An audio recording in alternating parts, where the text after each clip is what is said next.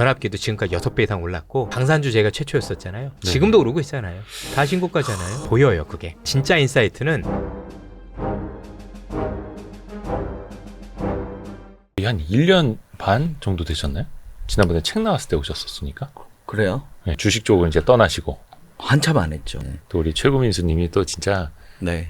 그 비범하신 게 그 티셔츠 좀 보여주세요. 티셔츠. 아 이거. 예. 저는 그 트럼프 티셔츠인 줄 알았어요. 아 이걸 이렇게 해서 보여드려야 되나? 안 보이네. 통닭천사라는 분께서 예.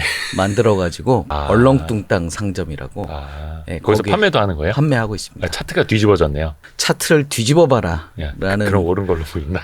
침착맨에서 그걸 얘기를 해가지고 네. 그 컨셉으로 해서 증권 유관기관 현직자시고 또 투자도 오랫동안 하셨고 근데 오래 주변에 했죠. 또 막 유튜버들 만나고 하면 사람들이 막 물어볼 거 아니에요? 많이 물어보지 않나요? 안 물어봐요. 그래요? 네. 왜요? 워낙 돈을 잘 버시는 분들이라서 철칙이 있더라고요. 예. 어려운 시기를 겪은 그런 분들이라서 네. 공격적인 성향들은 안 보이더라고요. 재테크를 뭐하러 하냐? 그렇죠. 왜냐면 이게 캐시플로우가 되시는 분들은 그런 고민들을 안 하고 예. 이제 대다수의 우리 좀 힘들게 사는 사람들. 흑수저, 저를 포함한 흑수저들은 와이스트리 51만 흑수저들. 기본적으로 우리 슬픈데? 노동력들이 이렇게 감소를 하잖아요. 예. 그 노후 준비를 할 수밖에 없는 그런 상황이고 그래서 은퇴 준비 앞서서 이제 가진 재산을 어떻게 하면 좀 불려볼까 이런 계획들을 우리가 할 수밖에 없는. 잘 나가는 유튜버들이나 연예인들 말고 주변에서 그 일반인들 만나실 때 지금 시장의 온도 이런 게 좀 느껴지지 않습니까? 주식에 대한 관심도를 봤을 때 그걸 또 우리가 인간 지표, 휴먼 인덱스 이렇게 표현하기도 하는데. 한숨을 많이 쉬더라고요. 그래요? 대다수의 코스닥 종목들은 다 내렸어요. 네. 그렇죠. 지금 네. 뭐 800 초반까지 또 밀려 있고. 뭐 네이버 카카오 사신 분들도 뭐 많고 그리고 엔터도 작년에 그렇게 좋았는데 올해 실적이 꺾이면서 좀 슬퍼하고 그러니까 이 온기가 그렇게 많지는 않은 것 같아요. 그러니까 잘 되는 소수의 종목들이 시장을 이끌고 그게 좀 대형주 중심으로 올해 이루어지면서 미국도 빅테크, 우리나라도 사실은 대형주 몇 개. 그렇죠. 그러니까 우리나라 올해는 수출주들 네. 그러니까 환율이 좋았잖아요. 그렇죠. 네, 금리가 계속 높은 수준을 유지하면서 상대적으로 미국 강세장이 형성이 될 수밖에 없고 그에 따라서 어떤 달러 강세, 여기에 원화 약세, 그에 따른 수혜들을 뭐 상반기에 자동차라든지 화장품이라든지 또 원자력 방산 이런 부분들도 상당히 호재가 됐고요. 내수주로 알았던 우리 식품주들, 뭐 라면이라든지 김밥이라든지 이런 부분들도 시장에 상당히 긍정적인 모멘텀이 됐고 또 작년과 다르게 AI발, 데이터 센터발, 그 반도체 이런 부분들이 시장에 반도체도 사실 수출주잖아요. 네. 그러다 보니까 수출 주도형의 어떤 이슈를 가진 기업들은 상당히 상반기에 긍정적인 모멘텀을 가진 반면에 대다수의 그냥 중소형주들이나 국내 시장 중심으로 이루어진 섹터들은 좀 어려움을 겪지 않았나 그런 생각이 들거든요. 저희가 7월 24일에 촬영하고 있습니다만 거의 뭐 하루에 신저가 종목이 200개, 300개씩 나올 정도로 시장 상황은 또 좋지 않은 상황입니다. 그래서 뭐 AI, 뭐 반도체, 변압기, 화장품, 라면 요런 몇 가지 주식이 있는 사람과 없는 사람이 2024년 거의 한 7월까지는 수익률 격차가 확 커졌던 거죠.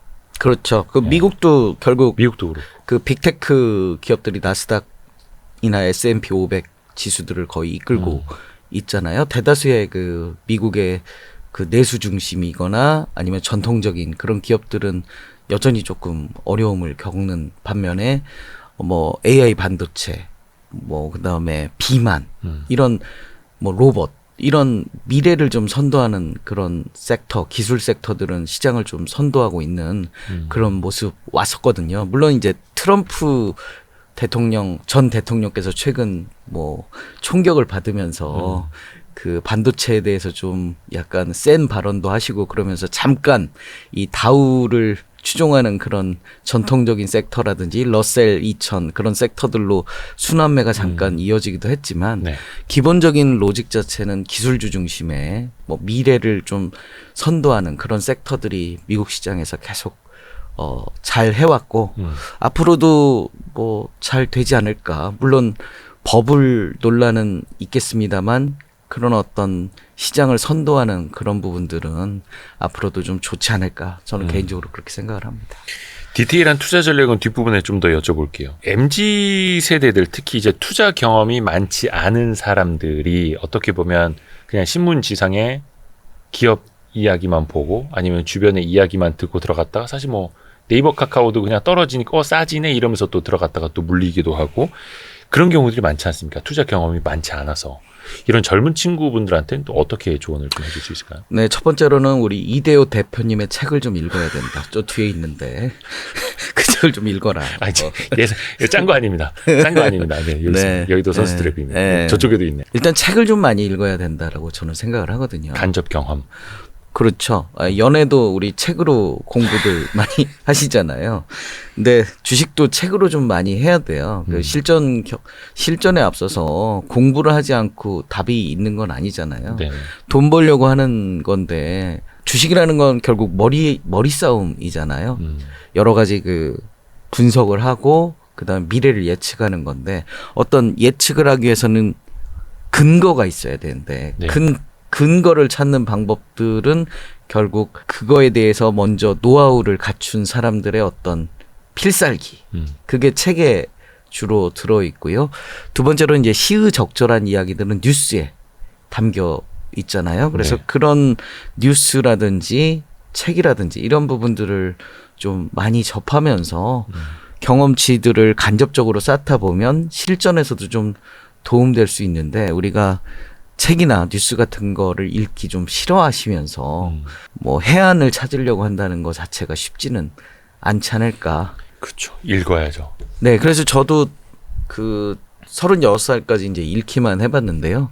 그때 1년에 한 100권 정도 책을 읽었었거든요. 일주일에 한두 권씩. 예. 그렇게 이제 어느 정도 읽다 보니까 공통되는 분모들이 책에서 많더라고요. 그게 계속 읽다 보니까 이제 반복 학습이 되고 그래서 주식 투자를 잘하는 첫 번째 방법은 한 100권 정도 책을 읽어라. 뭐 이거 저거 뭐 구분하지 말고 주식이라고 써 있는 거를 무조건 한번 읽어보는 거죠. 무작정 한번 읽다 보면 밑줄도 좀 그어가고요. 형광펜으로 좀 칠해보기도 하고 좀 노력을 조금 더 한다고 하면 노트에 좀 적어보기도 하고. 예. 아들아 주식 공부해야 한다. 이게 작년에 나온 책이죠? 원투. 그렇죠. 아들아 네. 주식 공부해야 된다. 네네. 원투. 한때 저의 경쟁 책이 저 뒤에 여의도 선수들의 비밀. 서로 품앗이 해주기 이런 거. 네. 이 책은 이제 MZ 세대들 투자를 시작하시는 분들, 배우시는 분들한테는 어떻게 보면 이제 길라잡이 같은. 제 이제 아들한테 써주려고 썼는데요. 예. 예, 아들한테 조언을 하다 보니까 책이 너무 두꺼워졌어요. 마음을 담아서. 네, 한 따뜻한 1000페이지 마음을 담아서. 가까이 되고. 한동안 파이어족을 꿈꾸다가 그러니까 어떤 경제적 자유를 얻어서 빠르게 은퇴하는 것을 꿈꾸다가 이게 고금리 시절 되면서 그 꿈이 막 산산조각 난 사람들이 되게 많잖아요.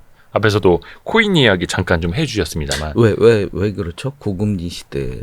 그러니까 그때 주가도 망가지고 음. 코인도 망가지고 뭐 부동산 최근에 뭐 반등 서울 위주로 하긴 합니다만 부동산도 많이 떨어졌고 네. 그래서 역시 원화 채굴만이 답인가 보다 열심히 일하자 네. 또 이런 분들도 있고 근데 또 마음 한켠에는 파이어를 계속 꿈꾸기는 합니다. 네. 그렇지 않습니까? 저도 꿈꿉니다. 금융 자산을 키워가지고 또 빠르게 경제적 자유를 얻고자 하는 건 사실 누구나 갖고 있는 꿈이잖아요. 네. 그걸 또 현실로 이뤄나가야 되는 거고. 네. 그 부분에 대해서는 어떻게 딱히 일단 저는 파이어는 반대합니다. 반대. 예, 그러니까 젊으신 분이라면 더더욱 반대를 좀 하고요. 왜냐면 주식 투자에 올인을 해서 네. 그걸로 전업을 해서 사시는 거는 별로 바람직하진 않다. 예, 왜냐면 이게 제가 주식 투자를 한 20여 년 하다 보니까 네. 기본적으로 이렇게 매월 어느 정도의 그런 고정적인 현금 흐름. 현금 흐름이 창출되지 않으면 되게 조급해질 수 있거든요. 심리적으로. 그러니까 어려운 투자를 하다 보면 10개를 투자하면 10개가 다 오르지는 않거든요. 그쵸. 몇 개는 좀 떨어지기도. 그러니까 결국엔 수익이 나지만 힘든 시기를 거쳐야만 수익이 나는 그런 상황들이 오는데 고통스럽죠. 예, 그 힘든 시기를 겪기에는 상당히 좀 심리적으로 이 견디기가 어려울 수 있다라는 생각이 들어서 근본적으로 땀을 흘리는 직업을 갖고 있어야 된다. 예, 그래야만 그게 하나의 해지 전략이 되는 거고요. 심리적으로도 해지가 되고 물질적으로도 해지가 되고. 그래서 저는 기본적으로 파이어를 꿈꾸는 건 되게 좋은데 파이어를 실현한 다음에는 이제 내가 돈 걱정 없이 돈의 흐름 없이 하고 자금이 싶은 일 모여 있다 그러면 뭐 파이어를 하는 건데요. 파이어를 할 수 있는 자금이 모이지 않았는데 일단 파이어하고 그다음에 그 소액으로 이제 막 불려나간다든지 이런 거는 심리적으로 좀 많이 흔들릴 수 있기 때문에 해지 전략 차원에서 좀 땀을 흘리는 그런 직업들 그게 무엇이 됐든 그런 직업들은 반드시 좀 가져가면서 심리적 안정도 취하고 물질적인 그런 캐시 플로우도 하면서 하시는 게 어떤가라는 생각이 조금 개인적으로는 듭니다. 그 현금 흐름이 있어야 된다. 그렇죠. 예, 그러니까 우리가 맨 처음에 제 첫 질문이 이제 제가 이렇게 만나본 그 핫 인플루언서들의 그런 어떤 투자 마인드 이거 자체가 네. 결국 파이어족과 비슷한 거라고 볼 수 있는 거죠. 파이어가 된 다음에. 그러니까 본인이 어떤 캐시 플로우에 대한 어떤 마련, 계획 이런 것들이 어느 정도는 예측이 되기 때문에 어떤 공격적인 투자나 이런 거보다는 좀 안정적인 투자를 하시는 거잖아요. 예, 그래서 이 나의 상태, 그러니까 파이어족을 해도 된다 정도의 금액이 되지 않는다고 하면 일단은 본업을 좀 열심히 하면서 주식 투자에 추가적으로 좀 매진하는 게 좋겠다. 저는 이렇게 조언을 드립니다. 근데 많은 분들이 2020년, 21년에 주식으로도 그렇고 코인으로도 그렇고 많이 버셨다가 그 이후에 또 많이 잃고 그 과정을 겪으면서 이걸 왜 했을까? 투자를 왜 했을까? 또 이제 후회하시는 분들도 많더라고요. 혹시 20년 넘게 이렇게 주식 투자 하시면서 후회해 본 적은 없으세요? 잃는 순간도 분명히 있었을 거 아니에요. 고통스러운 작업이기도 하고. 그럼요. 예. 근데 이제 저는 손절매를 안 하니까 손절매를 안 한다는 게 조급함이 사실 없거든요. 아니 근데 그 왜 맥시멈 드로우다운이라는 것도 있지 않습니까? 최대 낙폭? 뭐 보유하신 거 뭐 과거도 그렇고 현재도 그렇고 최대 낙폭 얼마까지 가보셨어요? 뭐 한 80% 떨어져 아니, 보기도 그래도 하고요. 손절 안 하셨다고요? 네네. 마이너스 30, 40, 50, 60, 70 가는 동안에도요? 그렇죠. 예. 오히려 예. 이제 저점 매수 기회로 반대로 생각을 많이 했었거든요. 근데 이제 중요한 거는 저 마이너스 60% 70% 됐을 때 예. 이제 추가 매수를 해야 되느냐 이런 고민들에 쌓일 그쵸. 거잖아요. 네. 그 부분들은 이제 실적을 좀 보거든요. 그래서 실적이 좀 그래도 개선될 것 같다. 이러면 이제 추가 매수 관점으로 접근을 하고요. 그러니까 기본적으로 적자 기업을 안 사거든요. 그러니까 이 단기 순손실인 기업을 안 사기 때문에 네. 그리고 단기 순손실이 날 것 같은 기업들을 사지 않기 때문에 예. 뭐 60% 70% 빠지면 오히려 추가 매수 관점으로 좀 접근을 좀 해서 그러니까 마이너스 60%인데 추가 매수하면 마이너스 30%가 되잖아요. 똑같은 금액을 네. 하게 된다 보면 그렇게 해서 이렇게 많이 빠져 나왔었거든요. 네. 물론 그게 쉬운 건 아니죠. 그렇죠. 네, 근데 마이너스 심리적으로. 30% 50% 됐다는 것 자체가 어떻게 보면 나의 투자 아이디어가 틀렸을 수도 있는 거잖아요. 그렇죠. 네. 투자 아이디어가 틀렸을 수도 있고요. 두 번째로는 시장 환경이 안 좋을 수도 있고. 그러니까 코로나19 같은 경우에 뭐 마이너스 80% 가는 네. 그런 경우들이 생길 수 있잖아요. 네. 지수가 지수가 1400 갑자기 네. 예, 1400대까지 떨어지면서 서킷 브레이커 2번 됐으니까 네. 그때 뭐 무너져 버리면 뭐 시장 자체가 30-40% 무너졌는데 개별 종목은 50-60% 무너지는 거죠. 그렇게 되는 상황에서 이제 좀 그래도 손절은 안 하셨다. 예, 추가 매수로 접근을 좀 하는 거죠. 네. 발상의 전환인데요. 예. 저는 이제 단기 트레이딩을 안 하다 보니까 그런 것 같아요. 예, 그리고 이제 고배당주 중심으로 좀 접근을 많이 하고, 그러니까 배당이라는 배당이라는 게 좀 있기도 하고, 오히려 배당 수익률 측면에서는 더 매력적인 그런 주가 구간이 떨어질수록. 구간이 될 수도 있는 거죠. 가령 뭐 대신증권 우선주 같은 경우는 코로나 때 시가 배당률이 한 23%뭐 이랬거든요. 그러면 뭐 오히려 공격적으로 매수할 기회도 주어지는 거고요. 그래서 실적이 너무 꺾여가지고 적자 나거나 이럴 경우에는 저도 심각히 이제 손절매를 고민을 하는데요. 그게 아니라고 하면 어찌됐든 그 안에서 해결을 해보려고 노력을 좀 많이 하는 편이고요. 한꺼번에 이제 금액을 많이 살려고는 하질 않죠. 그러니까 추가 매수를 하는 관점으로 접근을 하기 때문에 결국에는 이제 욕심을 좀 내려놔야 되는데 이게 실은 쉽지는 않죠. 그렇지만 이제 조금 뭐 한 두세 번 정도 추가 매수하겠다라는 생각을 가지고 이제 접근을 해야 되는 거죠. 그리고 최근 들어서 이제 제가 좀 생각을 바꾼 게 있는데 네. 국내 주식 같은 경우는 한 3년 이상의 실적을 예.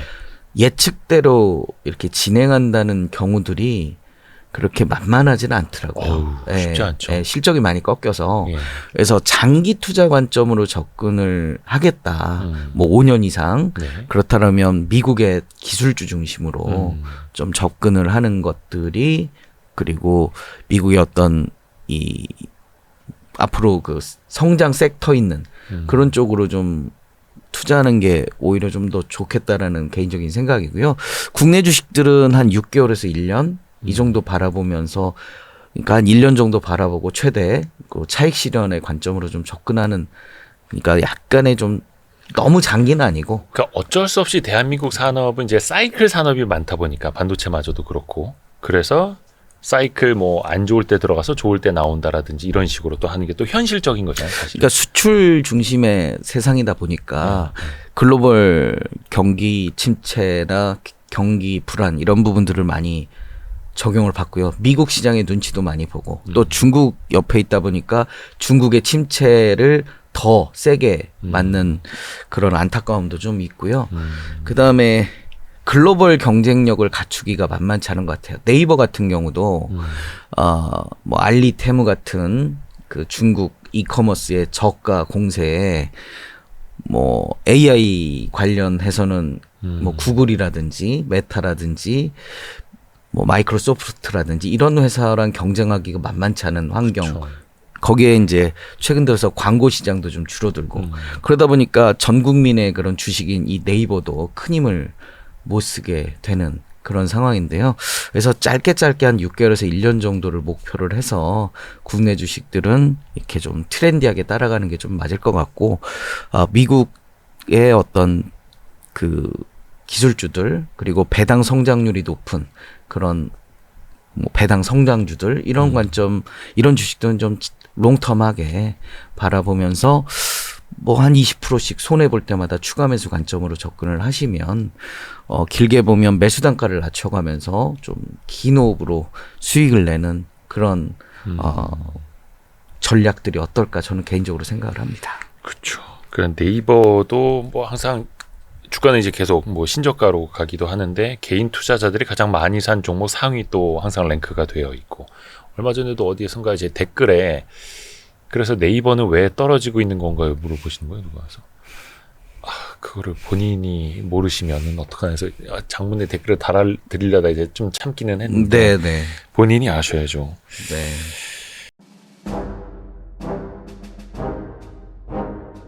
한 가지 확실한 건 남들보다 항상 빨리 봤던 것 같아요. 예. 변압기도 지금까지 6배 이상 올랐고 방산주 제가 최초였었잖아요. 네. 지금도 오르고 있잖아요. 다 신고가잖아요. 결국은 갈 종목들은 다 갔어요.